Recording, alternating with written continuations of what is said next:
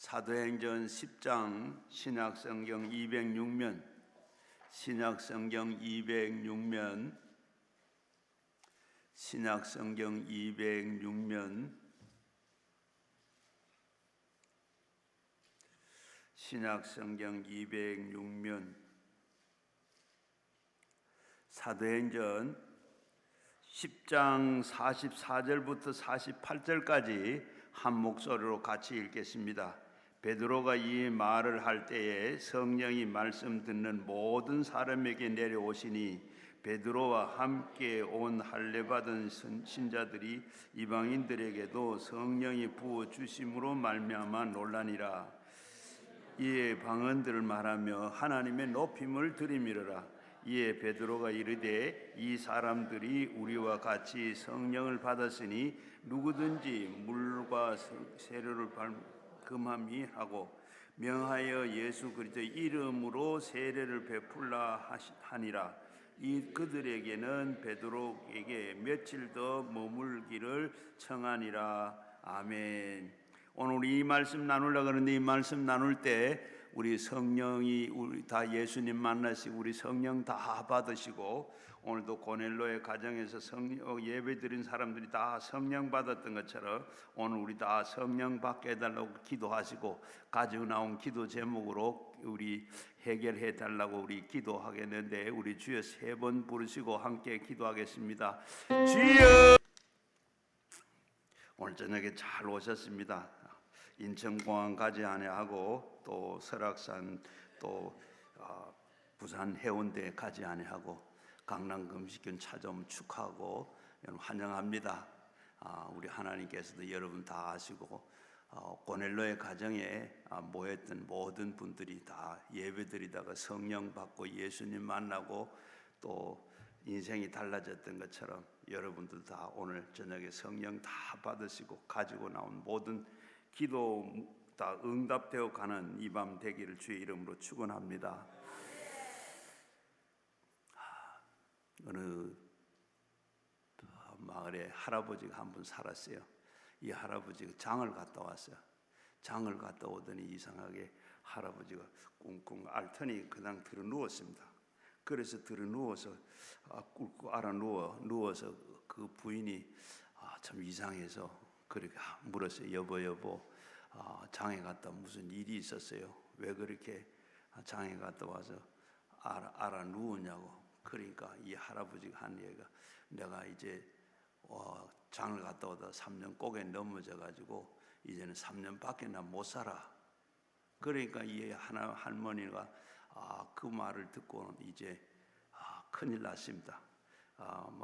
그리고 이 말을 듣고 할머니는 막 3년밖에 못 산다 하니까 이제 큰일 났죠. 그래서 할머니는 울고 막 그렇게 하고. 그런데 이 동네는 이런 장을 갔다 오려면 반드시 제를 하나 넘어야 되는데 그 제를 넘어서 오다가 보면 그렇게 다른 넘어지면 3년밖에 못 산다는 이런 전설이 있어요. 그래서 사람들은 모두 다 조심하고 하는데 이 할아버지는 오다가 넘어져 버렸어. 그래서 큰일 났죠. 이제는 3년밖에 못 산다. 앞에 사람들은 다 넘어진 사람들은 다 죽었어. 그러니까 나도 틀림없이 죽는다. 이렇게 생각하고 이 할아버지가 그냥 알아 누운 거예요. 그런데 할머니도 그 말 듣고 막 이제 두 노인네가 막 울고 그러는데 마침 이 동네를 지나가던 한 젊은이가 있었어요. 이 젊은이가 들어와가지고 이 얘기를 듣고 내가 할아버지 병을 고쳐주겠습니다. 그러니까 할아버지 병을 고쳐주겠습니다 하니까 이 할아버지가 막 기가 번쩍 떨리는 거예요. 그래가지고 이 청년이 뭐라고 그러는가 하면 할아버지 다시 그 고개를 가셔가지고 한 몇 번 더 넘어지세요. 그러면 더 오래 살 겁니다. 그러니까 할아버지가 기가 번쩍 산다고 해서 그런데 다시 가서 넘어지라 그러니까 큰일 났잖아요. 그러니까 할아버지 화를 벌컥 내는 거예요. 그래 화를 내는데 이 청년이 다시 차분하게 침착하게 얘기를 합니다. 할아버지 한 번 넘어지면 3년밖에 못 살죠. 그리고 2번 넘어지면 6년을 살지요. 3번 넘어지면 9년을 살지요. 이 얘기 같아요. 할아버지가 그래 그럴듯하다. 그래서 한 번 넘어지면 3년밖에 못 돼. 또 한 번은 3년 더 산대. 그리고 더 살면 3년 더 살면 3번 넘어지면 9년을 살아. 그래가 이 할아버지가 그렇다 하고 가서 일부러 그 고개 가가지고 넘어졌어요. 그리고 넘어져가 생각해 보니까 너무 재미있어가 똘똘똘똘 굴러 내려왔어요. 그래서 오래 살았답니다. 아마 이 얘기를 제가 초등학교 다닐 때 교과서에 나온 이 얘기요. 아마 제 또래 되는 분들은, 연세가 드신 분들은 다 그거 다 옛날에 공부 봤는데 그래. 그런데 이 얘기가 그때는 참 재밌다 하고 그렇게 생각했는데 지금 와서 생각하면 거기에는 많은 깊은 교훈이 있어요. 무슨 교훈이 있느냐? 바로 이 고정관념이 있는데, 나쁜 고정관념은 우리에게 많은 해를 주고 좋지 못한 거다 하는 그런 교훈이 있어요. 우리도 보면 나름대로는 다 좋은 것도 있고 나름 좋지 않는 그런 고정관념을 다 가지고 있습니다. 이 젊은이들이 신혼부부가 막 싸웠어요. 왜 싸웠어요? 왜 치약을 왜 밑에서부터 잘지 중간에서 자랐느냐 하고 신혼부부가 싸우는 거예요. 나는 또 어떻게 감자를 삶아 왔는데 왜 설탕을 안 가지고 소금을 가져왔어? 나는 늘 소금 먹고 소금을 찍어 먹었는데 설탕을 안 찍어 먹었는데, 그런 게 서로 싸울 일입니까 아닙니까? 싸울 일이 아니죠. 치약은 치약 안에 밑에서 짤든 중간에 짤든지 편한 대로 쓰면 되지. 그런데 그거 가지고 싸울 일도 아니고, 소금 찍어 먹거나 설탕 찍어 먹거나 맛있게 감자 잘 먹으면 잘 먹는 건데 그것 때문에 싸우는 거예요. 또 우리도 그래요. 여러분 지금도 보면 예배 자리에 지금 앉았는데 보면 어떤 분들은 맨 앞자리에 이렇게 착 앉아 계신 분도 계시고, 또 그런데 어떤 분은 또 중간에 앉아, 또 그리고 저 뒤에 앉아. 그런데 여러분이 앉는 게 어떠세요? 맨 앞에 앉은 분들은 내는 맨 앞에 앉아야 예배 드린 것 같아. 저 뒤에 끝에 앉은 사람은 저 뒤에 있어야 예배 드린 것 같아. 이게 전부 고정관념이에요. 어떤 게 앞에 앉은 분들은 좋은 고정관념이고 저 뒤에 앉은 분은 바로 좋은 고정관념인가요? 저는 생각할 때 좋은 고정관념이 아니에요.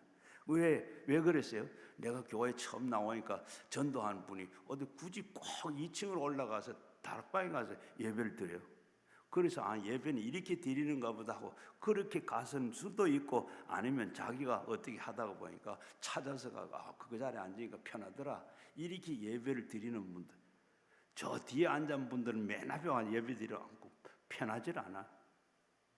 이 앞에 앉은 분은 저 뒤에 가 예배 드리려면 뒤에 예배 드리면 어때요? 예배 드린 것도 아니에요. 전부 앞에 가는 사람, 보는 사람, 오는 사람, 가는 사람 그거 다 생각하다가 보면 그냥 예배 못 드리는 거예요. 이렇게 우리가 좋은 고정관념도 있고 나쁜 고정관념도 나쁜 고정관념을 우리가 다 고쳐야 돼요. 바로 어떻게 3년 고개 넘어지면 다 죽었는데 나는 3년 고개 넘어지면 나도 죽는다 하는 이런 고정관념을 앞에 있는 사람들 넘어져 다 죽었어. 그러니까 나도 죽을 것이다. 그런데 오늘 이 청년이 와서 얘기가 3년 고개 넘어져 생각을 바꾸면 바로 3년 사는 밖에 못 사는데 한 번 더 넘어지면 6년을 살고 한 번 더 넘으면 9년을 살고 이렇게 하는데, 오늘도 우리 나쁜 고정관념을 다 버리는 여러분 되기를 바랍니다. 유익하질 않아요.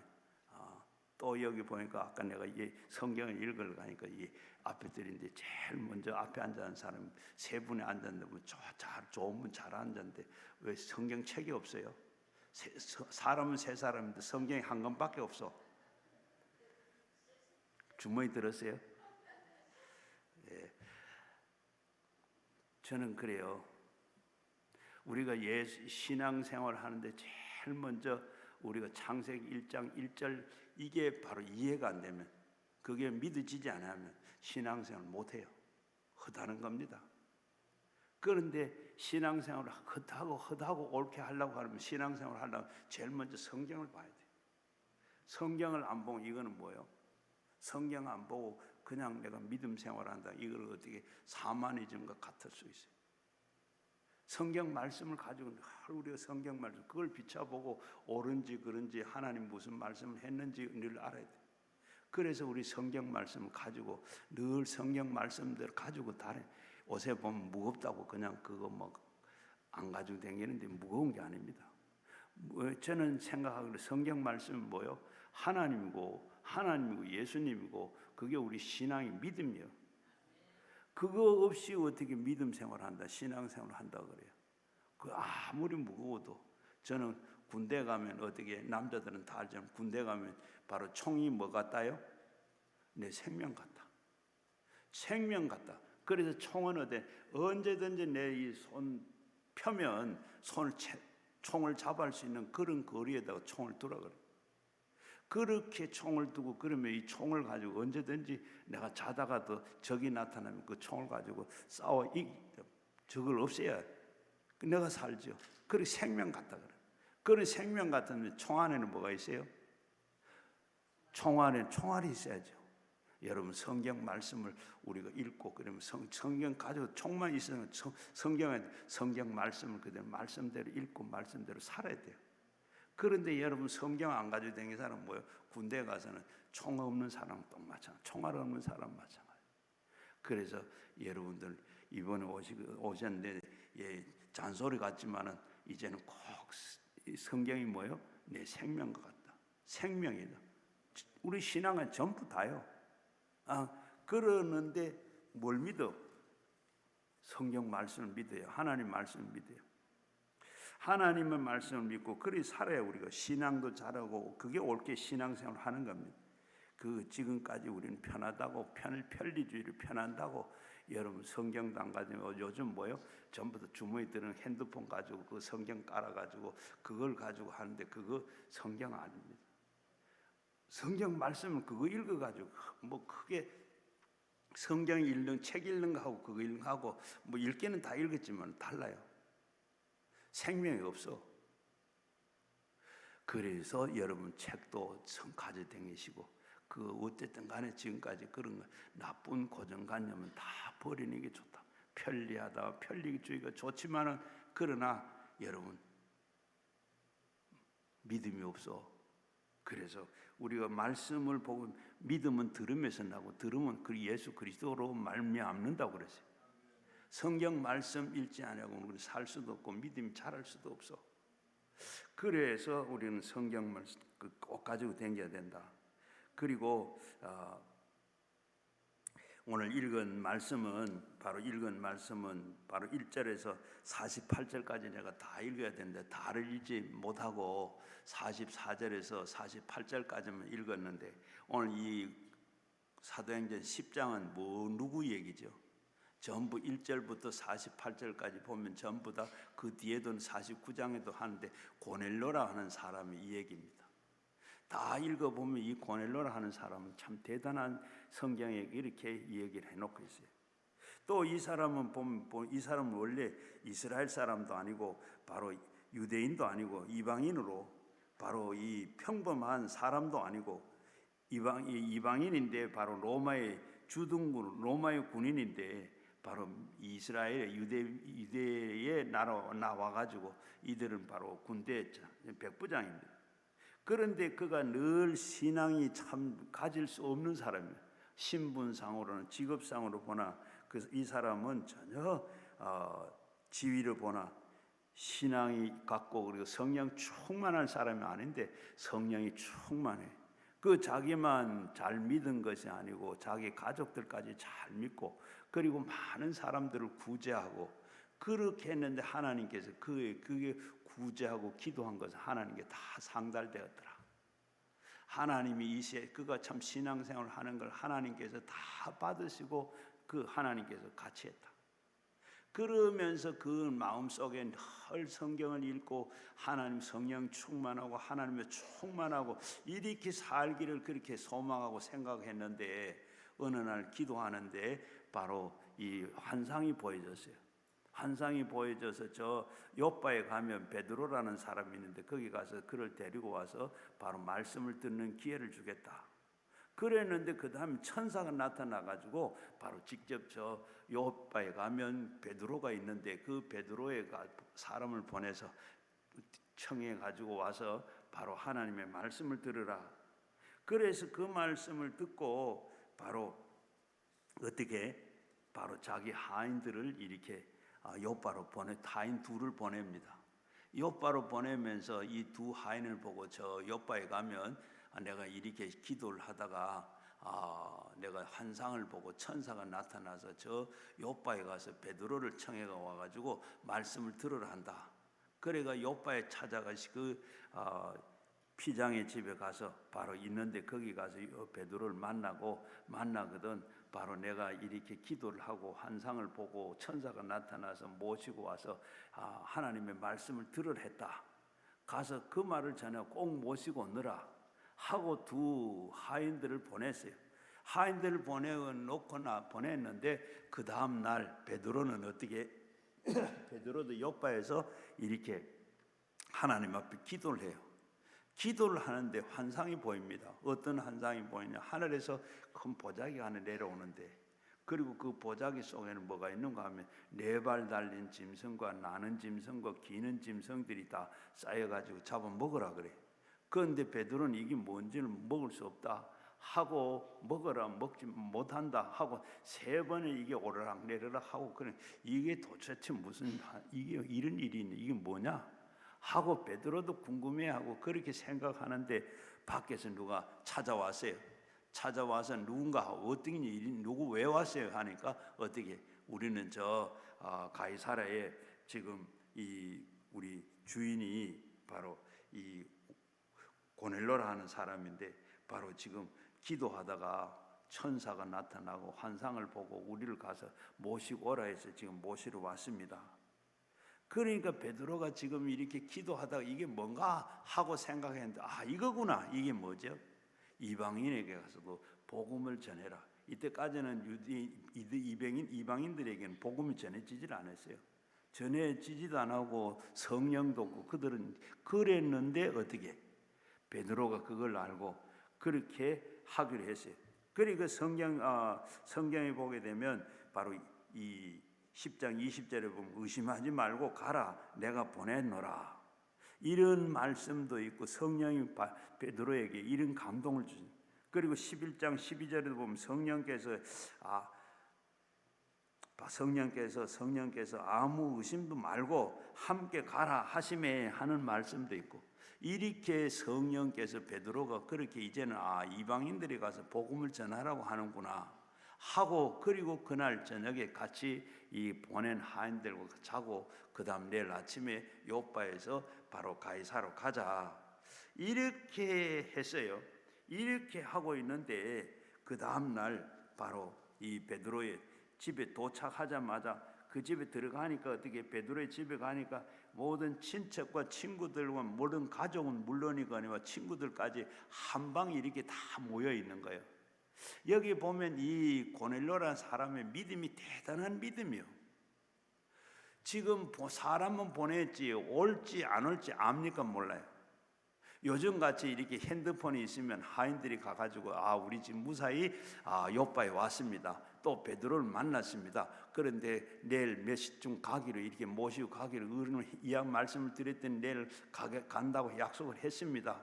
이렇게 됐을 때 그 당시는 이 통신 시설이 전혀 없는 사람이 갔다가 이제 와서 오려고 했습니다. 오기로 했습니다. 이렇게 돼야 아는 거잖아요. 그런데 고넬료는 어떻게? 아직까지 사람도 안 왔고 아직까지 베드로 약속한 일도 아니고 아직까지 베드로를 한 본 일도 없는데 어떻게 해요? 바로 고넬료는 올 걸 알고 그것도 몇 시에 올 줄 알아요. 그러는데도 틀림없이 올 거다. 하나님께서 모셔오라고 했고 그리고 했으니까 올 거다 하고 고넬료는 어떻게 해요? 자기 가족은 물론이거든요. 뭐 가족이야 뭐 같이 사니까 뭐 한데 그리고 자기 가까운 친척들 그리고 친구들 이렇게 다 불러 모아가지고 오늘 이렇게 한 방 집안에 이렇게 딱 모여 있는 거예요. 이렇게 모여 있는데 오늘 우리도 그래. 조금 전에 우리 지금 예배 드리는데 지금 온 분들은 어때요? 요나 성전에 저녁에 늘 예배를 드리는 요나 성전에 예배를 드린 줄 거기에 다 갔어요. 그런데 원래 여기 드릴까 거기 드릴까 하다가 지금 여기 7시 이렇게 많이 오실 것 같아서 이렇게 여기 드리기로 했는데 이렇게 여기 있어도 우리 이렇게 하는데 벌써 고넬로는 어떻게 아직 보지도 안 하고 약속도 안 하고 했는데 이미 올 거다 이렇게 생각하고 자기는 물론이고 자기 가족들 친구들 친척들 안 오면 어떻게 되겠어요? 다 모아놔놓고 그러고 보면 이 고넬로는 사람이 정말 보냈으니까 그렇게 올 거다. 또 하나님이 모시고 오라고 해서 데리고 와서 말씀 들으라 해서 하나님 하시겠다. 믿음이 이 고넬로는 대단한 믿음이요. 이런 믿음을 가지고 우리는 고넬로와 같은 이런 믿음을 우리도 가져야 되지 않겠냐. 하나님 약속한 것. 그리고 내일 새벽 기도는 이야기했으니까 나중에 잊어버리면 모르겠. 내일 새벽 기도는 여기서 안 하고 요나 성전에서 합니다. 낮에 11시, 3시, 7시는 여기서 이 집회 기간 동안 해요. 네. 그러는데 여러분 이 고넬로의 그 생각해보면 대단한 믿음이잖아요. 지금 온 베드로 한번 만나가지고 전쟁 만난 사람도 아는 사람도 아니고 한 번도 만난 일도 아니고 전혀 어떤 사람인지도 몰라. 그리고 시간일 때 아침부터 올 걸 믿고 기다리고 그냥 한 방에 앉아서 기다리는 거예요. 그러니까 베드로가 오니까 어떻게 그 자리에 벌떡 일어나가지고 얼마나 공손하게 겸손하게 절을 했는지. 그리고 보면 26절에 보게 되면 뭐라 그래요? 베드로가 너무 죄송해가지고 나도 사람이요 이러지 마십시오 하면서 엎드려 절을 하는 고넬로를 이렇게 세우는 걸 봐요. 이거 보면 얼마나 겸손하고 믿음이 좋은 사람인가. 참 그러면서 그만큼 겸손합니다. 왜냐하면 하나님이 보내신 분이시고 하나님께서 모셔오라고 하는 분이시고 그래서 얼굴이 중요한 것이 아니고 외모가 중요한 것이 아니고 그저 문제는 뭐예요? 하나님 모셔오라 하는 분이라. 하나님의 말씀을 가지고 오신 분이라. 이래서 바로 그것 때문에 이렇게 맞이한 거예요. 그리고 또 그 다음에 이 사도행전 10장에서 보면 교역자들이 좋아하는 말씀이 있는데 저도 이 말씀 참 좋아합니다. 오늘 좋아하는 말씀인데 보면 고넬로가 한 말씀인데 33절 중반에 보면 한번 33절 한번 읽어볼까요? 시작.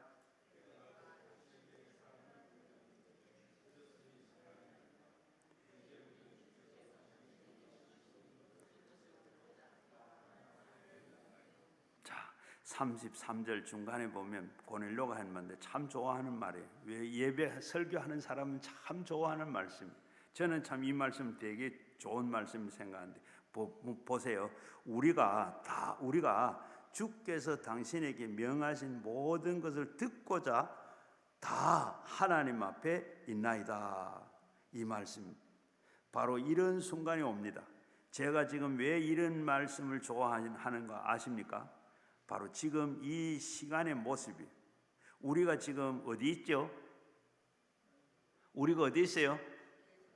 우리가 어디 있어요? 지금 우리가 어디 있어요? 성경에는 어디 있다 그랬어요? 우리가 하나님 앞에 있다. 이 시간에 지금 우리가 여기 나와 있는데 예배당은 물론이고 한데 우리가 여기 앉아 있는 하나님 앞에 있다. 하나님 앞에 있다. 여러분 이때까지 예배 드리면서 이 생각 해봤어요? 하나님 앞에 내가 예배를 하나님 앞에 지금 예배 드리러 왔는데 예배 드리러 왔는데 온 것까지는 다 알 거예요. 그런데 내가 하나님 앞에 지금 여기 앉아 있다. 여러분 이거 하나만 생각하면 예배 성공하는 거예요. 하나님 앞에 예배 드리는 그거 우리가 이게 없으니까 예배 드리는 거 어떻게 드렸어요? 예배 드리다가 별짓 내 마음대로 다 했잖아요.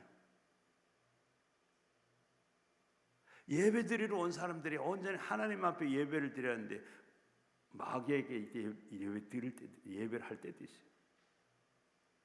우리는 어떻게 하나님 앞에 와 있다.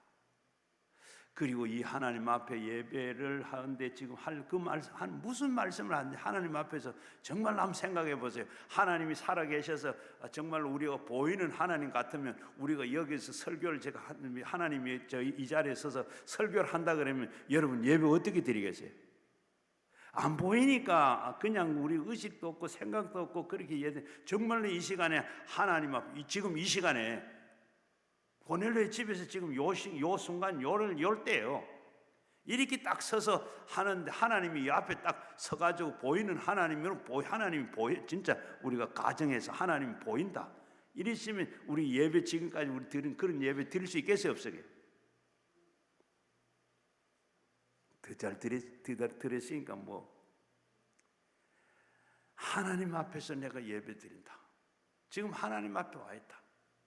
하나님 앞에 예배 드리는 이게 아니라 우리 늘 삶이 1인 삶이 돼야 돼. 하나님 앞에서 삶이. 로마서 12장 2절 말씀이 어떻게 산 제사를 드려라. 하나님 앞에 예배 드리는 지금 이 순간에 늘 그런 마음을 드려. 예배를 하나님 앞에 정말로 드린다 그러면 우리 지금까지 드리는 예배가 달라질 거예요. 또 그리고 설교하는 목사도 어때요? 하나님 앞에서 설교하는 거예요. 하나님 앞에 설교해. 지금 뭐 설교자들 많지인가 많은 설교자들한테 정말 하나님 앞에서 설교하는 그런 설교자가 그럼 다를 거예요. 또 그런가 하면 무슨 말이에요? 그 다음에 또 뭐요? 그럼 주께서 당신에게 명하신 모든 것을 듣고자 이 시간에 설교하는 사람도 그냥 자기 마음대로 자기 그냥 하고 싶은 얘기하는 게 아니고 뭐요? 하나님께서 지금 당신에게 명하신 말씀, 지금 이 말씀을 해라. 그 말씀을 듣고 하세요. 설교자의 그저 자기 얘기 들으려고 온 게 아니고 강의 들으러 온 게 아니고 하나님의 말씀을 들으려고 지금 이 시간에 하려고 하는 말씀, 성경 66권의 이 말씀이 많이 있지만 그 말씀 중에 오늘 그 말씀을 해라.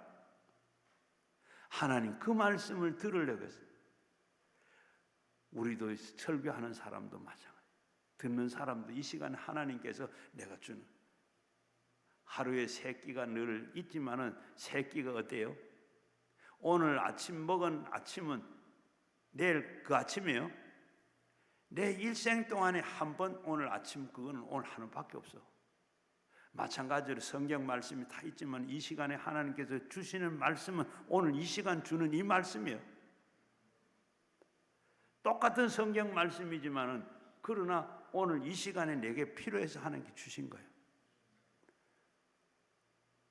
오늘 이 시간에 하나님께서 명하신 그 말씀을 우리 들으러 왔어요. 그 말씀 들어놓은 거예요. 하나님께서 그 말씀 들으라고 설악산 가지 아니하고 해운대 가지 아니하고 인천공항 가지 아니하고 여기 강남 금식기도는 가라. 꼭 들어야 할 그 말씀이 있어서 여러분 온 거예요. 앞에서 아까 제가 뭐 성경 왜 안 가져오는 그런 이게 그런 것도 하나님께서 말씀을 하시는 거예요. 우리는 그래서 말씀을 어디 꼭 가봐 들으면 안 돼. 사람의 말로 듣지 않으면 하나님께서 하시는 말씀으로 들어야 바로 은혜가 되고 축복이 되고 바로 신앙이 되는 거예요. 아이고 뭐 잔소리가 저렇게 많아. 이렇게 들리면 그게 어떻게 해요? 사람의 말이고 하나님의 말씀이 지금 하나님 말씀을 들어놨는데 하나님 말씀이 아니라 지금 사람이 잔소리하는 걸 듣고 있구나. 우리도 지난 신앙생활 했던 우리가 잘못된 건 다 이 시간 다 우리 정리하시고 다 고치고 그렇게 되기를 바랍니다. 그리고 그래서 말씀이 바로 그리고 그 말씀을 들으러 왔어요. 지금 이 시간에 뭐예요? 베드로 앞에 우리가 서 있어요. 바로 그 고넬료의 집에서는 베드로 앞에 서 있어요. 그리고 이 시간에는 베드로가 아니라 저는 최 목사가 여기 서 있는데 최 목사가 서 있지만은 그러나 오늘도 이 말씀을 바로 최 목사가 베드로가 말할 때 그 말씀을 들으려고 해요. 비로소 바로 그런 관계를 카리스마적 관계라 그래요. 베드로를 통해서 말씀을 하는데 그 말씀이 하나님 말씀으로 들려지는 거예요. 그렇게 변해지는 거예요. 그리고 신학적으로는 카리스마적 관계라 그러는데, 그런데 그 말씀을 듣고 구원의 역사가 나타나는 거예요. 베드로의 말을 듣고는 구원의 역사가 나타나질 않아. 참 희한하죠. 베드로의 말이 하나님의 말씀으로 바뀌어지는 거예요. 그걸 카리스마적 관계라 그래요. 하나님께서는 하나님처럼 그를 맞아서 말씀을 듣자마자 듣는 모든 사람들이 어떻게 성령이 임하게 되고 성령 충만을 받고 나고, 그리고 방언을 하고 성령 충만했던 사건이 오늘 읽은 말씀이에요. 이 말씀을 무엇을 상징하는가 하면 사모하고 기다리는 자에게 성령이 인격적인 분이시기 때문에 그렇게 사모하고 기다리는 자에게 반드시 찾아오십니다. 당신의 능력과 임재하심과 그리고 은혜를 나타내 주시고 하나님이 같이 하시는 증거를 보여주시는 거예요. 살아계신 하나님이 하나님이라는 것을 우리에게 이렇게 가르쳐 주는 줄로 믿습니다. 우리 이 말은 사모하는 마음을 가져야 은혜를 받게 되고, 은혜를 사모하는 마음이 있어야 바로 성령 충만을 받게 되고, 주님을 사모하고 성령을 사모하고 성령의 은사를 사모하고 주님 말씀을 사모할 때 그 말씀을 통해서 우리에게 사모하는 바로 심령의 성령을 받게 되는 줄로 믿습니다. 우리는 무슨 이유인지 언제부턴지 사모함이 없어졌어요. 바로 그렇게 사모하는 성령이 충만을 기다림이 없어졌다면 우리는 바로 사모함을 얻어야 됩니다. 바로 회복해야 돼요. 오늘 여러분 모두가 성령 충만함을 잊기를 사모하는 마음을 가지고 오늘 저녁에 다 성령 충만함을 받아가시기를 바랍니다. 왜 그런지 몰라. 너무 바빠서 성령 충만을 사모함이 없어졌는지, 너무 더 좋은 것들이 보다 더 좋은 것이 많아서 그런지, 따르면 또 우리가 목이 굳어져서 사모함이 없어졌네. 사모한다는 것이 뭡니까? 우리가 참 여름에 너무 더울 때 어떻게 밖에서 일을 하다가 목이 타요. 목이 탈 때 물 한 모금 마시면 좋겠다. 그걸 바로 사모함이라고. 바로 배고플 때 참 물 밥 한 그릇 먹었으면 좋겠다. 아마 제가 생각하기에는 성경에 보면 제일 사모한 사람 표현이 어떤 사람이에요? 이 누가복음 16장에 보면 그 부자가 죽어가지고 음부에 내려가가지고 불 가운데 있다가 어떻게 바로 나사로를 보고 손가락 끝에 물을 하나 찍어가지고 네 혓바닥 좀 시원하게 해주세요. 물 한 볼 손가락에 얼마나 찍었어요.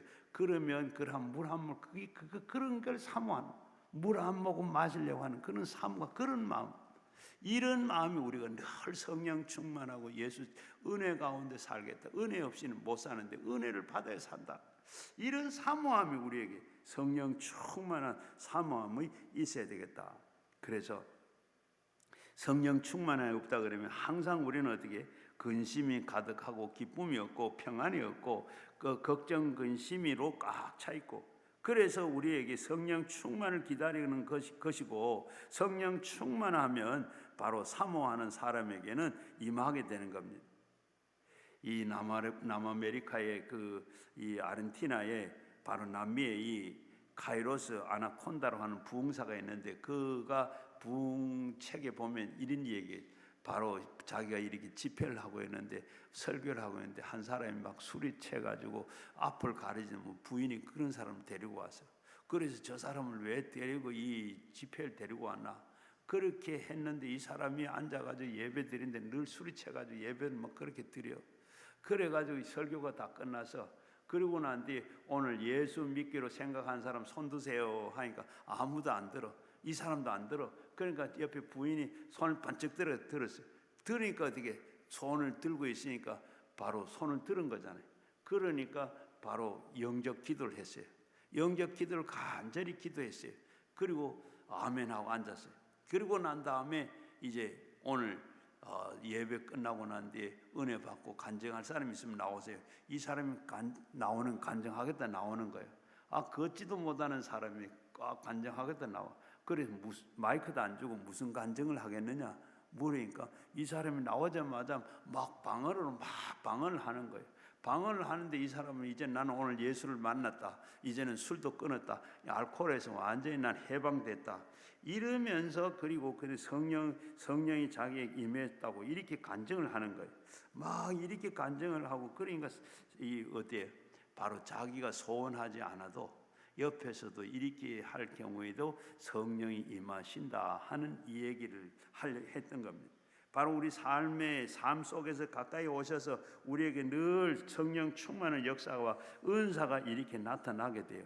그냥 교회 왔다가 설교 듣고 아이고 성령 충만해야 된다 하니까 아이고 성령 충만해야지 하고 생각했다가 교회 문 딱 나가고 나면 그 다음부터 세상 것 때문에 다 잊어버리고 이렇게 살다가 또 교회 와서 또 성령 충만해야 되고 말씀 충만해야 되고 예수 충만해야 된다. 우리 잘 믿어야 된다.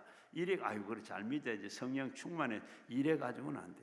늘 우리가 정말로 마음속에 오늘 고넬로와 같이 이렇게 사모하는 마음으로 성령 충만하고 예수 잘 믿어야지 이렇게 하며 기도하고 생각했을 때 성령이 오시는 줄로 믿습니다. 그러면 언제 성령이 오시느냐? 바로 사도행전을 읽어보게 되면 바로 성령이 임할 때를 가르쳐주고 있는데 제일 먼저는 어떻게 기도할 때 성령을 받을 수 있습니다. 기도할 때 성령을 받을 수 있는데 사도행전 1장 4절에 보게 되면 예수님께서 바로 부활하시고 승천하기 전에 뭐라 그랬어요? 바로 예루살렘을 떠나지 말고 수일에 기다리라. 수일에 하나님께서 바로 이 성령이 너에게 약속하신 것을 올 것이니 기다리라. 사도행전 1장 4절에 그렇게 기다리라. 예루살렘을 떠나지 말고 기다리라 해서 어떻게 그 예수님의 제자들과 그리고 120 문도들이 예루살렘을 떠나지 않고 마가 다락방에 모여가지고 열심히 기도를 했습니다. 기도를 했는데 열흘째 되는 날 뭐가 왔어요? 사도행전 2장 1절 4절에 보게 되면 오순절 날인데 그때 성령이 바람같이 비둘기같이 그리고 성령이 다 임했더라. 바로 기도할 때 이렇게 사도행전 2장 1절 2절에 보면 성령 충만은 방언이 그리고 내리고 난데 성령이 내리고 난데 그 다음에 그들은 다 서로 방언을 했더라. 그리고 어떻게 하면 우리가 성령을 받을 수 있을까? 기도하면 받을 수 있습니다. 누가복음 11장 12절에 보게 되면 악한 자라도 좋은 것을 자식에게 줄 알거든 하늘에 계신 너희 아버지께서 성령 주시지 않겠느냐. 누가복음 11장 12절에 13절에 이렇게 말씀했어요. 구하는 자에게 성령을 주시지 않겠느냐. 구하는 자, 기도하는 자에게는 성령을 주시겠다고 약속하셨어요. 우리가 이번에 여러분 기도원 오셨는데 성령 다 받으시길 성령 충만하시기를 성령 받기를 원합니다. 그 다음에는 언제냐? 안수할 때 성령을 받았어요. 성령을 받았는데 안수할 때 바로 이는 에베소 교회의 경우인데 에베소 교회에 바울이 에베소 지역에 복음을 전하러 갔어요. 가다가 보니까 거기에 예수 믿는 사람들을 만나게 됐어요. 그래서 당신들은 예수 믿을 때 성령 받았느냐? 그러니까 그거 계시는 것도 듣지도 못했습니다. 그래서 바울이 그들에게 우리는 요한의 세례만 받았고 우리가 성령 받지를 못했습니다. 그래서 바울이 그들에게 안수하니까 이들이 다 성령을 받게 됐어요. 사도행전 19장 6절에 보게 되면 바울이 그들에게 안수하며 성령이 그들에게 임하심으로 방언도 하고 예언도 했더라.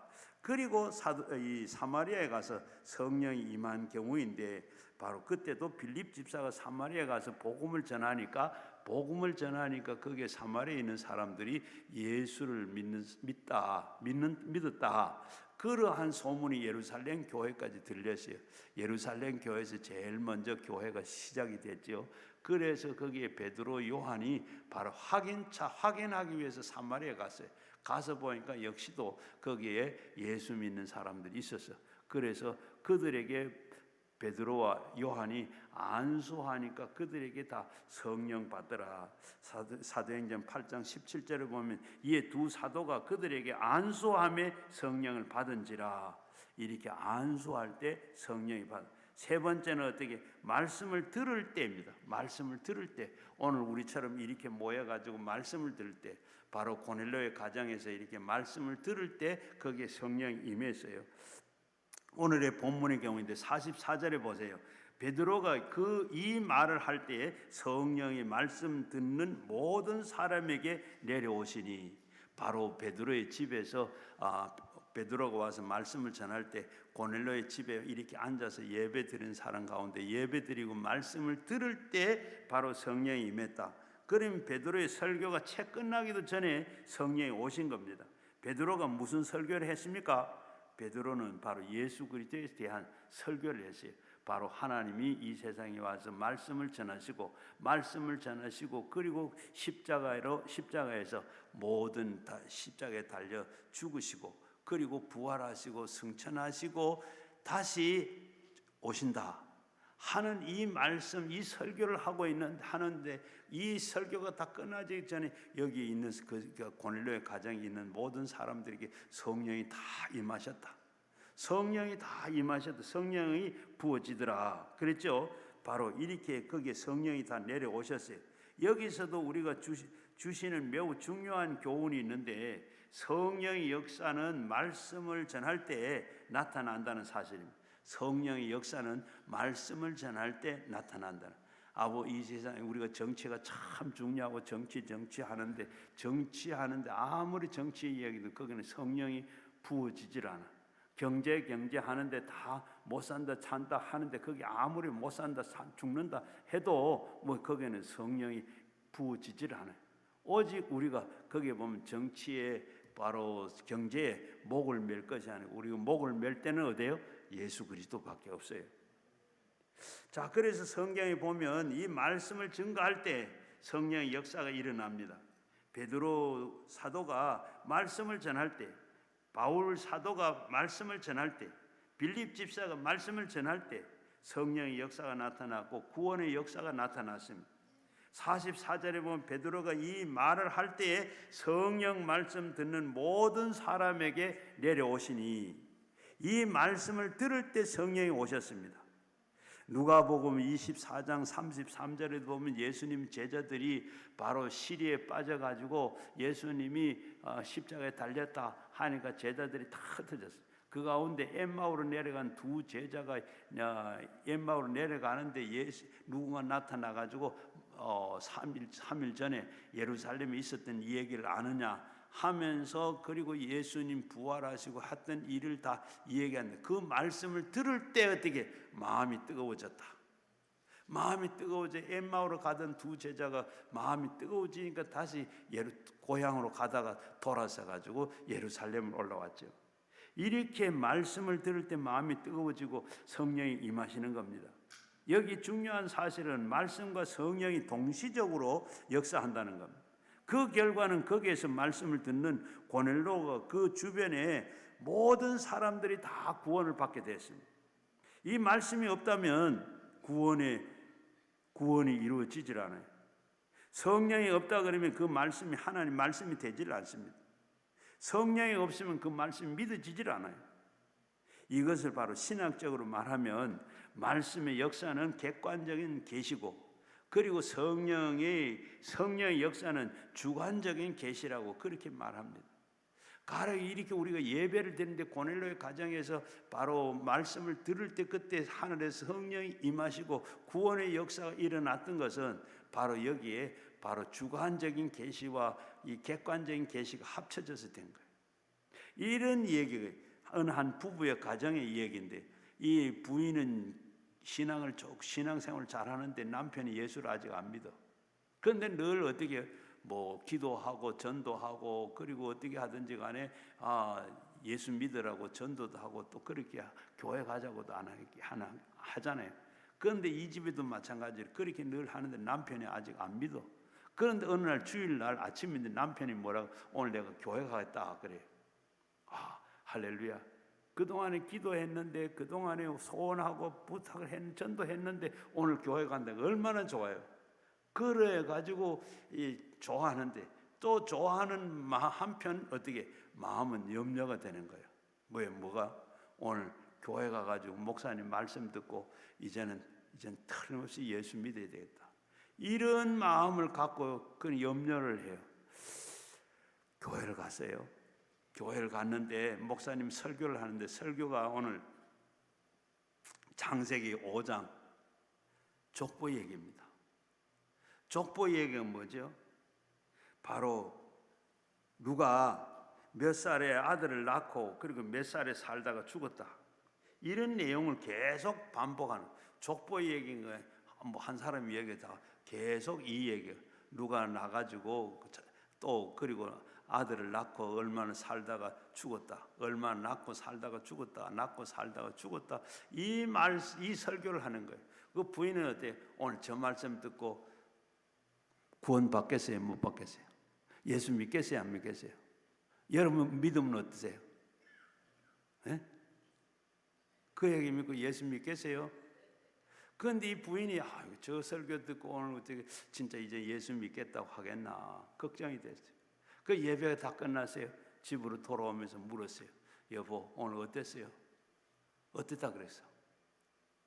그러니까 이 남편이 하는 얘기가, 오늘부터 나는 예수 잘 믿기로 결심을 했어. 그래서 조심스럽게 어째서 그런 생각을 했어요. 물으니까 뭐요? 다 죽는데, 나도 죽는데, 나도 죽는데, 다 죽는데, 이 양 나도 죽는데 죽을 거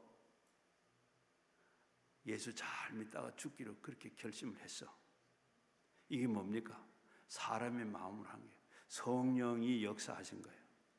바로 주관적인 계시와 객관적인 계시가 같이 합쳐 동시에, 이렇게 동시에 성령이 동시적으로 역사를 한 겁니다. 정리를 해보면 우리가 성령을 언제 받아요? 성령을 언제 받는다 했죠? 기도할 때, 말씀을 들을 때, 안수 받을 때, 이때 성령이 임하신다 그랬어요. 오늘 저녁에 여러분 이 세 가지 중에 기도하다가 성령을 받든지, 아니면 말씀 듣는 가운데 성령을 받든지, 오늘 저녁에 다 성령 받고 가시길 바랍니다. 자, 그러면 성령 받고 나면 증거가 있는가 없는가, 성령 받았는지 안 받았는지 증거가 있느냐 없느냐, 증거가 있어요. 그리고 오늘 46절에 보니까 이 어떤 증거가 있어요? 바로 성령이 임하고 나면 베드로가 말씀을 전하자 고넬료에 주변 사람들이 다 성령을 받았어요. 성령 받았는데, 그리고 어떤 증거가 나타났어요? 46절에 뭐라 그래요? 46절에 보니까 이는 방언을 말하며 하나님의 높임을 들이밀어라. 두 가지 증거가 나타났습니다. 우리가 성령을 받고 나면 기도할 때 성령 받고, 말씀을 들을 때 성령 받고, 안수 받을 때 성령 받고 하는데, 이 성령 받고 나면 증거가 뭐 있느냐? 먼저 방언을 한다. 방언을 한다. 바로 우리가 보면 사도행전 제일 먼저 기도할 때 나타내는데, 그때 사도행전 2장 4절에 보게 되면 성령이 충만을 받고 성령이 말하게 하심을 따라서 다른 언어로 말하기를 시작하니라. 사도행전 2장 4절에도 이렇게 방언을 하고 나니까, 바로 성령 받고 나니까 방언을 하게 됐더라. 그 다음에 오늘 읽은 말씀 44절에도 보니까 바로 거기 예배 드린 사람 모두가 다 바로 성령 받고 나니까 어떻게 방언을 하며, 방언을 말하며 하나님의 높임을 들으미러라. 방언을 했다고. 사도행전 19장 6절에도 보게 되면 바울이 그들에게 안수함에 성령이 그들에게 임하심으로 방언을 하고 예언도 했더라. 이렇게 보면 성령 받고 나면 그 다음에 오는 게 뭐예요? 방언이 따라온다는 거예요. 방언을 따라와요. 그런데 방언에 따라오는데, 방언에는 두 가지 방언이 있습니다. 사도행전 2장에 나오는 이 방언은 오순절 방언이라서, 이 방언은 우리 모든 사람들이 방언을 하게 되면 오순절을, 그 방언은 알아듣는 방언이에요. 알아듣는 방언. 거기에 보면 한 15개 나라 사람들이 모이는데, 거기에 모여가지고 하는 사람들이 방언을 다 했어요. 각 나라 말로 서로 다 모의가 했는데 다 알아들었어요. 알아듣는 방언은 바로 사도행전 2장에 나오는 오순절 방언이에요. 그 다음에 어떤 방언이 알아듣지 못하는 방언이 있어요. 고린도 방언을 하는데, 지금 우리가 하는 방언은, 여러분 방언 하는 분 계시는데 방언, 자기가 방언 기도하면서 무슨 기도했는지 아세요? 몰라요? 몰라. 방언 기도는 바로 오순절의 기도는 알아들었는데 고린도 방언은 알아듣지를 못하는 거예요. 고린도전서 12장 14장에 보면 은사가 나오는데 은사 중에 방언의 은사가 있어요. 그런데 그 방언을 하게 되면 알아듣지를 못해요. 왜 알아듣지 못하는가 하면 고린도전서 14장 2절을 보게 되면, 거기 보면 사도행전 고린도전서 14장 2절을 보게 되면, 방언을 말하는 자는 사람에게 하지 아니고 하나님께 하나니. 방언 기도는 사람에게 하는 기도가 아니고 하나님께 하는 기도라. 그래서 하나님께서 알아듣는 자가 없고 그 영의 비밀을 말함이라. 영으로 하는 기도이기 때문에 영언이라 그래요. 하나님의 영과 내 속에 있는 영이 바로 이렇게 서로 기도를 하는데, 그러니까 그 영언은 영이 기도하는 거예요. 육은 알아듣지를 못해. 귀신도 이 방언을 할 때 귀신도 무슨 기도를 하는지 알아듣지를 못해. 바로 영이, 하나님 영과 내 영이 하는 거예요. 바로 통역을 하는 사람만 알아들을 수 있어요. 이 방언은 우리가 하나님께서 기도할 때 사용하는 언어입니다. 영언이라고 그래서 기도할 때 하는 영어예요.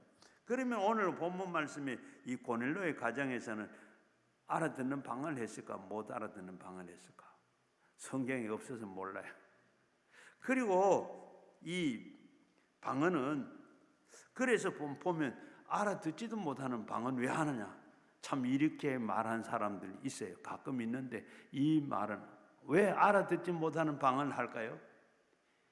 이사야서 28장 12절을 보게 되면, 이것은 너에게 안식이요 이것은 너에게 바로 상쾌함이니 나는 곧 곤비한 자에게 너는 곤비한 자에게 안식을 주라 하였으니 그들이 다 듣지를 아니하였으므로, 바로 우리가 안식이 되고 상쾌함을 주시기 위해서 방언은 참 그리고 이 상쾌함을 주시. 여러분 방기도 하시는 분들 그렇죠. 내가 방언을 하는데 이 방언을 어떻게 하면서도 알아들어요? 못 알아들어요? 못 알아듣는데도 방언을 다 하고 나면 어떻던가요? 마음이 어때요? 상쾌한 거예요. 뭐가 되는 것도 없고 안 되는 것도 없고 뭐 됐다 하는 것도 없고 아무것도 없는데 마음이 시원해, 편안해. 여러분이 예배 드린 것도 그렇습니다. 하나님 앞에 예배를 내가 참 드려, 하나님 상달된 예배, 하나님 받은 예배를 드리면 어때요? 예배 잘 드렸다. 우리가 마치 집에서 밥을 먹는데도 어떤 날은 참 밥을 별로 먹은 것도 없는데 잘 먹었다 하는 마음도 있는데, 어떨 때는 어때요? 잘 먹은 것 같은데 먹기는 먹었는데 뭐가 허전해, 뭐가 좀 더 먹었으면 뭐가 좀 없는가, 배는 부른데 그런 생각이. 마찬가지로 예배를 드릴 때도 마찬가지, 기도할 때도 그런 상쾌함이 있다. 그래서 이 방언에는 두 가지가 그렇게 있다 그러는데, 방언, 그런 알아듣지 못하는 방언도 우리에게 안식을 주기 위해서, 상쾌함이 하기 위해서 하게 하는 것이다라고 했어요. 그리고 우리가 이 은사를 이 다른 은사는 달리, 아까 방언은 바로 고린도전서 12장 13장의 은사장에서 보면 은사가 많이 있는 다른 은사하고는 달리 방언 은사는 바로 다릅니다. 성령 세례를 받고 나면 예언한다든지, 바로 세례를 받고는 성령 충만하고 난 뒤에 바로 이렇게 신의 은사가 왔다든지, 또 지혜 지식의 은사를 얻었다든지, 이런 게 성령 충만, 이런 게 온다는 거야. 앞에서 그런 건 없고 바로 공통적으로 성령 받고 나니까 그 다음에 방언을 반드시 사도행전 2장에서도 10장에서도 19장에서도 이렇게 방언을 다 하더라. 따라오는 게 그렇습니다. 그리고 두 번째, 이 방언의 은사는 월등한, 언제 어디서나 바로 어떤 상황이 있든지 간에 독특한 그런 은사이기 때문에 홀로 있을 때도 회중간에 있을 때도 어디든지 기도할 수 있어요. 우리가 우리 말로 기도하다가 보면 어떻게 한 30분 기도하다가 보면 어떻게 더 이상 할 게 있어요, 없어요? 또 더 이상 할 것도 없고 했던 건 또 하게 되고, 안 그러고는 계속 못 하죠. 뭐 언어 제한도 있고 말의 제한도 있고 다 그러는데, 또 그러는데 이는 방언을 하게 되면 뭐 그저 시간 가는지도 모르고 힘들지도 아니하고 이런 것이 있다. 그리고 방언의 은사는 월등하 언제 어디서나 이렇게 다 할 수 있고, 그래서 저는 자동차를 타고 가면서도 방언 은사, 방언 기도를 합니다. 하게 되면 마음도 아까 이야기대로 상쾌해지고 기분도 좋고 뭐 복잡한 게 없어. 그리고 가면서도 방언 기도를 하다가 보면 그저 시간도 빨리 가고 안전하기도 하고, 이렇게 방언 기도를 자동차를 가면서 눈 뜨고 하니까 기도할 수 있잖아요.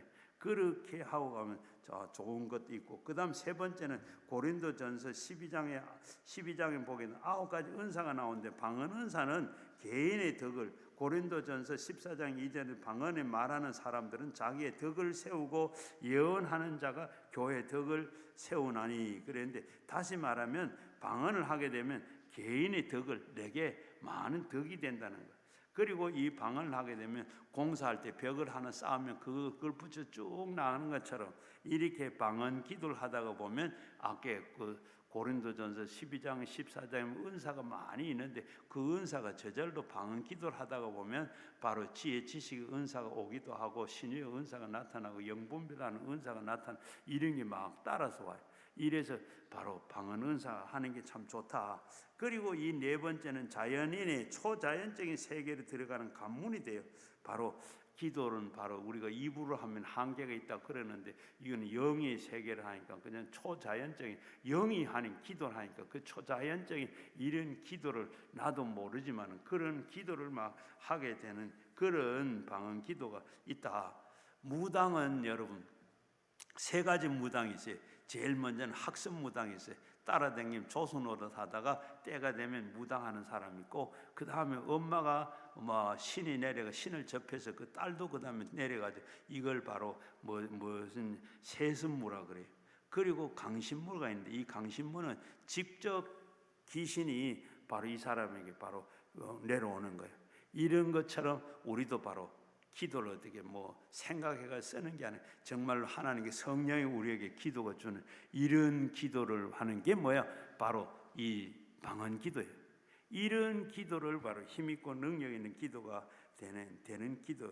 그리고 이 방언을 이끄는 은사를 앞에 조금 전에 말씀드린 대로 한 번 하면 그 은사를 방언 은사를 하게 되면 그 뒤에 따라오는 은사가 이렇게 병 고치는 은사도 나타나고 능력 있는 은사도 나타나고, 그리고 이 방언을 하게 되면 방언의 능력이 불이 붙어 가지고, 그리고 이 성령의 은사 중에서 방언이 월등한 은사라고 이렇게 보여집니다. 그래서 은사를 하게 되면 그 방언 은사를 하게 되고, 그리고 이 여섯 번째는 방언은 영적인 전쟁을 하는데 굉장히 강력한 무기가 돼요. 우리가 고린도후서 10장 4절에 보게 되면 방언은 영적 무기라고 이렇게 말하고 있는데, 우리가 귀신을 쫓아내다가 보면 바로 귀신을 쫓아내다 보면 아주 귀신이 쉽게 나가는 경우도 있는데 잘 안 나가는 경우도 있어요. 귀신은 보면 귀신을 쫓아낼 때 예수 이름 하면 귀신이 물러가요. 그리고 또 귀신을 쫓아낼 때 귀신이 싫어하는 게 뭐냐 하면 예수의 피, 예수의 보혈 싫어해요. 그리고 방언을 기도하면 귀신이 나가요. 어떤 귀신 쫓아내다 보면 금세 나가질 않고 그냥 몇 시간 해도 하루 해도 안 나고, 이런 과거 씨름하려고 하면 기도하는 거 얼마나 힘이 들어요. 귀신을 쫓아낸다 너무 힘들 때 그때 이거 모르겠다 하고 이제는 하나님 앞에 목기고 방언 기도를 해요. 방언 기도는 나는 힘도 안 들고 그냥 몇 시간 해도, 그러니까 이 귀신도 그걸 아주 무섭게 여기고, 그렇게 방언 기도를 하다 보면 귀신 나가는 경우도 있어요. 이럴 때 참 유익하고 좋다. 그리고 방언의 은사는 바로 성령의 은사를 사모할 때 바로 여러 가지 방언도 하게 되고, 그렇게 하는 걸 우리가 다 보게 돼요. 그래서 이 방언 은사를 하는 게 좋고, 사도 바울은 뭐라 그랬어요? 사도 바울은 방언하기를 하라고 그랬습니다. 할 수 있으면 다 방언하는 게 좋고, 저도 그렇게 생각해요. 바로 이 왜 그런가 하면 성령을 받아야 어떻게, 성령을 받아야 방언을, 성령 받지 않고는, 성령 충만하지 않은 방언이고 은사가 안 나타나요. 방언은 안 나타나는 거예요.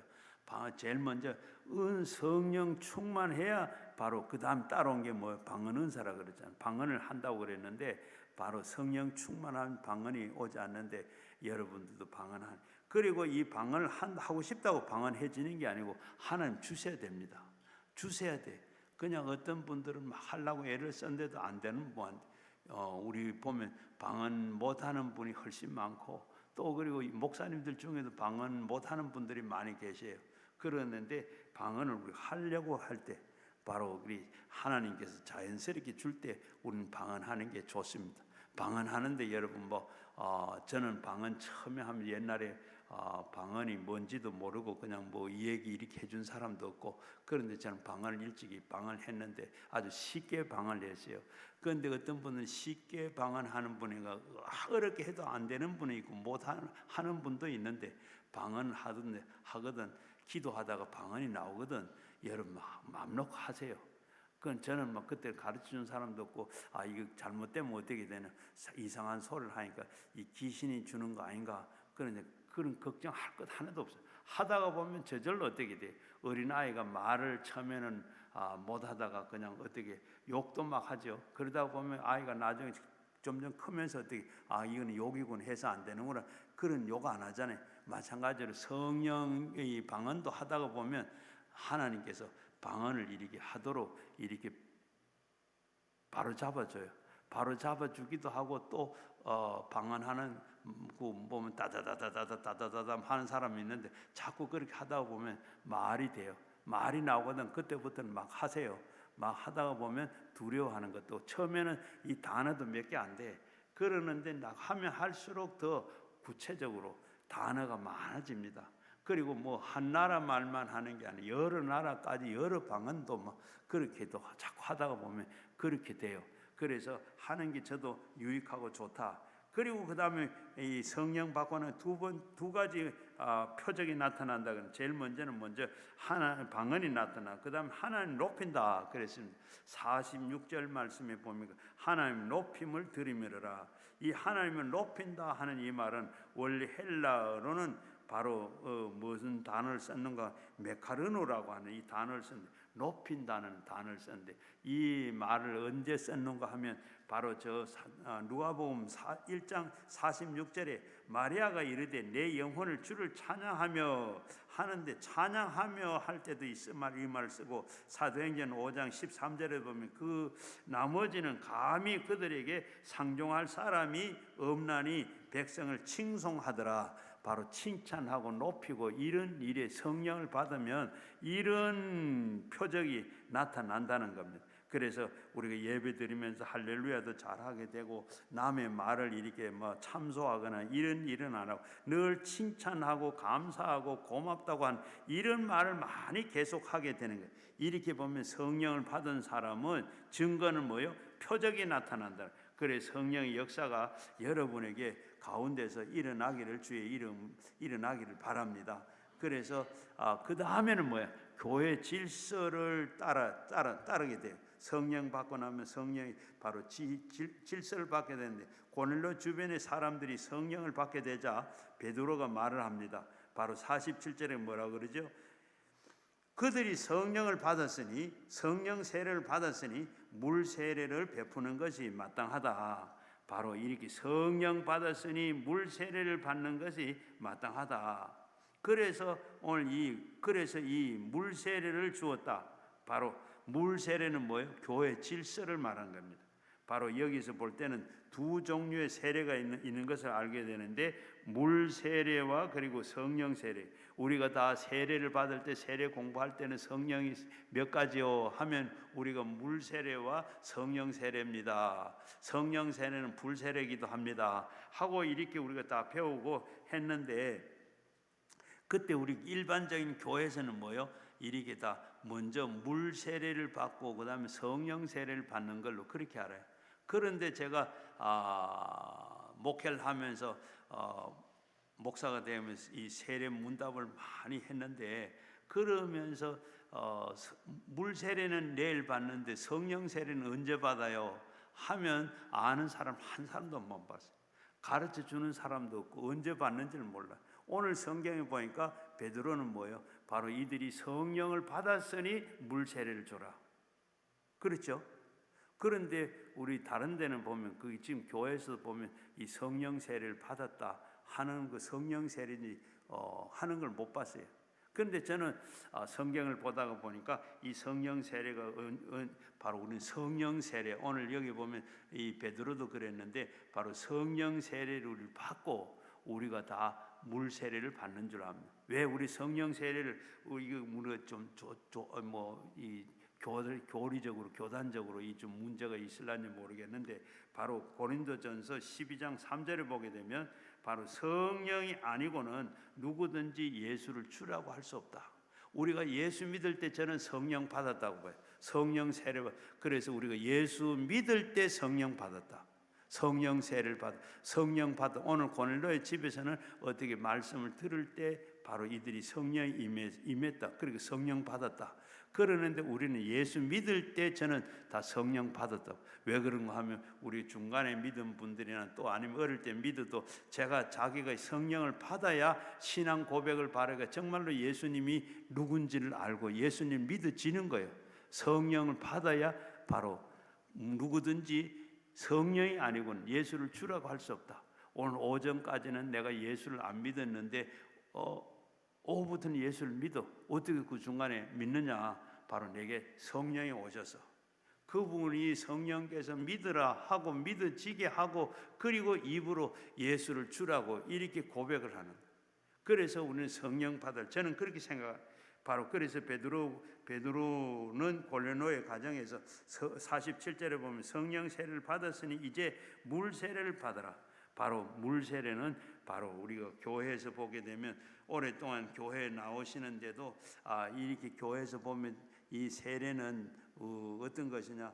여러분들이 우리 세례는 물 세례는 교회 질서를 유지, 바로 제 씻음을 받고 우리가 그 세례를 받고는 하는 공동체가 되는 것을 이렇게 하는 것으로 바로 물 세례를 받는 것이고 공식적인 거 성령의 세례를 받는. 이 고넬로가 이런 역사가 일어나는 것은 우연이 아니고 사모함 때문에 그렇습니다. 베드로는 그렇게 사모하는 마음, 고넬로의 사모하는 마음이 있어서 바로 그렇게 했더니 예배를 드린데 성령이 부어지고 자기만 아니라 거기에 친구들까지 가족들까지 다 친척들까지 이렇게 사모하는 마음이 있어서 거기에 성령이 오셨고 베드로가 오셔서 설교 말씀을 들으니까 그렇게 변화가 일어났더라. 여러분 우리가 주님은 우리의 믿음이 뜨겁든지 차든지 우리가 뜨겁기를 원해요. 미지근한 신앙생활 그런 게 원하는, 되면 되고 말만 말고 이런 게 아니고 우리는 확실하게 뜨거운 그런 성령 받고 믿음 생활하기를 주님은 원하세요. 백화점에 가면 여러분 백화점에 그 소인대에 뭐가 있어요? 마니킹이 아주 미끈하게 잘 생겨가지고 몇 천만 원짜리 밍크 코트를 그것도 뭐 매일같이 갈아입습니다. 그리고 그저 몇 백만 원짜리 모자를 쓰고 아주 소인도 앞에 탁 붙어서가 있죠. 그러는데 그렇게 좋은 걸 잘 입고 있는데도 그 마니킹 보고 뭐라 그러겠어요? 그 마니킹이 어때요? 자, 몇 천만 원짜리 그냥 밍크 코트를 걸치고 있고 매일같이 그렇게 해주고 그런 몇 백만 원짜리 모자를 쓰고 있는데도 마니킹 보고 당신 참 행복한 존재입니까? 행복합니까? 물으면 뭐라 그래요? 예? 행복할까요? 그거는 바로 뭐예요? 거기에는 행복도 없고 기쁨도 없고 감사도 없고 그저 행복도 없습니다. 기도도 할 수 없습니다. 성령을 받을 수가 없습니다. 그저 원하는 게 뭐예요? 하면 뭐예요? 생명. 생명 달라고. 그 마니킹은 생명이 없어요. 교회 안에서도 마니킹이 있습니다. 교회 안에도 마니킹이 있어요. 잘 차려입고 와가지고 앉아있긴 한데 그저 찬송을 해도 감동이 없어.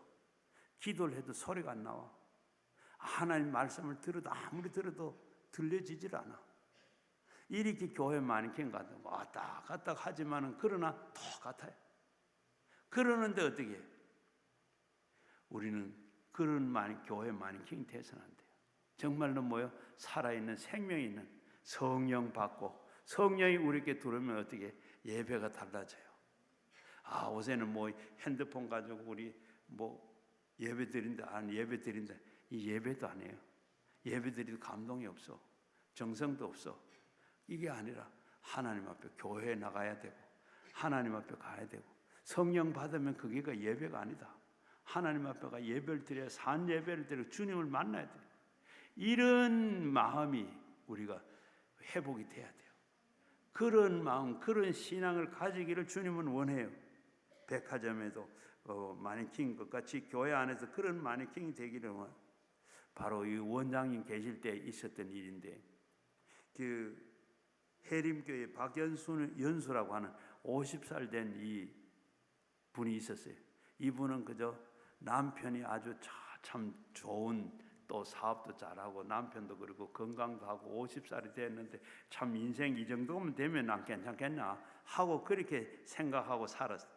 사는데 어느 날부터 이제 몸에 열이 나고 속에서 이상한 냄새가 나고, 그리고 하서 감기인가 하고 열도 나고 해서 약국에 약을 지어 먹었어요. 약을 지으면 낫질 않아. 그래서 이상하다 하고 대학병원에 가서 검사를 해봤어요. 강남에 있는 어느 대학병원에 가서 검사를 했는데 폐암이래요. 폐암이라 그래서 급히 수술도 하고 그리고 치료도 하고 항암 치료도 하고 방사선 치료를 했어요. 그렇게 했는데 낫질 않은 거예요. 그래가 이제 병원에서는 더 이상 치료할 수가 없으니까 그저 가서 마음 먹고 좋은 데 가고 그저 마음 먹고 싶은 거 먹고 그렇게 하시라고. 그리고 병원에서 나왔어요. 그래 나와 생각하니까 참 너무 이때까지 뭐하고 살았는가 싶은 생각이 들어요. 그러면서 뭐 힘도 없고 이제 뭐 죽기 다 돼가요. 그래가지고 이왕 교회 마네킹처럼 그렇게 살았는데 그래도 이 천국은 알았던 것 같아요.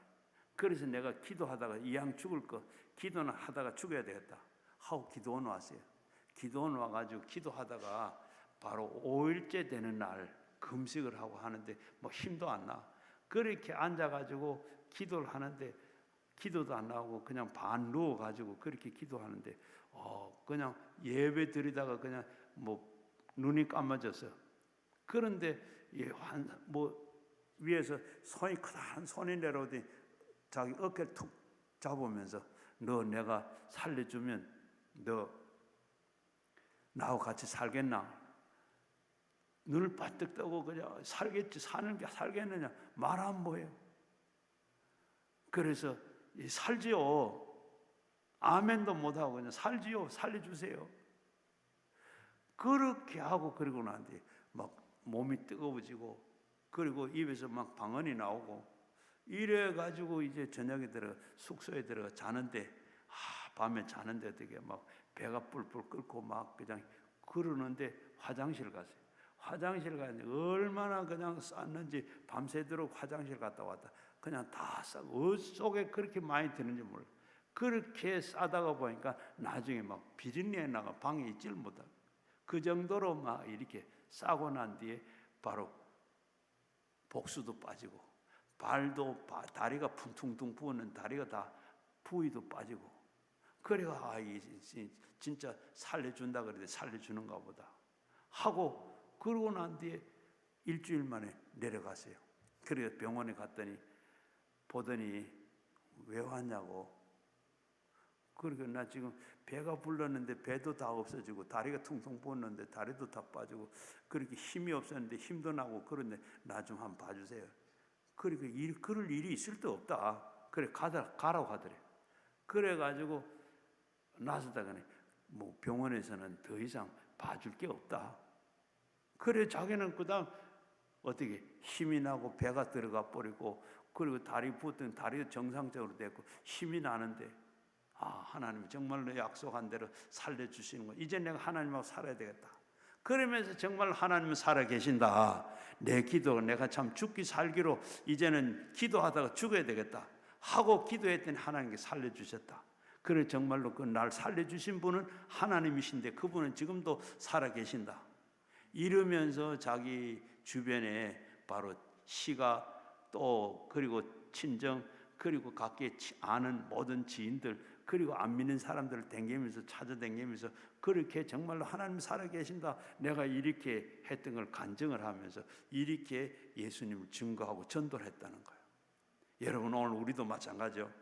여러분 하나님께서는 분명히 뜻이 계셔서 이번에 성령 주시고 여러분 모든 문제를 다 해결해 주시기 위해서 하나님께서 인천공항 가지 않게 하고 해운대 가지 않게 하시고 설악산 가지 않고 이곳에 오게 하신 줄로 믿습니다.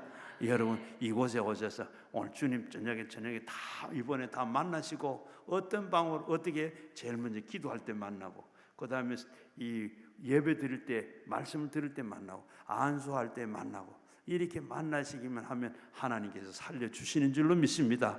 이제는 힘있고 능력 있는 삶을 살아드리는 우리 모두가 되기를 주의 이름으로 축원합니다. 같이 우리 가지고 나온 기도 제목 말씀 생각하면서 우리 주여 3번 하시고 같이 기도하겠습니다. 주여